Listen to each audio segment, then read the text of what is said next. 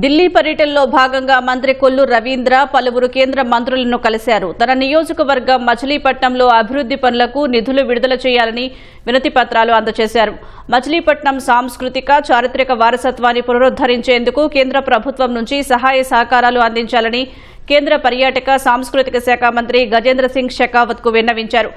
స్వదేశ్ దర్శన్ 2.0 పథకం కింద Machilipatnam beach destination ప్రాజెక్టుకు అవసరమైన నిధులు కేటాయించాలని రవీంద్ర కోరారు. కృష్ణా జిల్లాలోని క్రీడాకారులకు మెరుగైన సదుపాయాలు కల్పించేందుకు వీలుగా ఇండోర్ స్టేడియం, స్విమ్మింగ్ పూల్ నిర్మాణానికి ఖేలో ఇండియా ద్వారా సహాయం అందించాలని కేంద్ర యువజన క్రీడా శాఖ సహాయ మంత్రి రక్షా నిఖిల్ ఖడ్సేకు వినతి పత్రం అందించారు. మచిలీపట్నం తీర ప్రాంతంలోని మత్స్యకారుల సమస్యల పరిష్కారంతో పాటు మంచినీటి నిరంతర సరఫరాకు తోడ్పాటు అందించాలని కేంద్ర జలశక్తి శాఖ సహాయ మంత్రి రాజ్ భూషణ్ చౌదరిని మంత్రి కొల్లు రవీంద్ర కోరారు.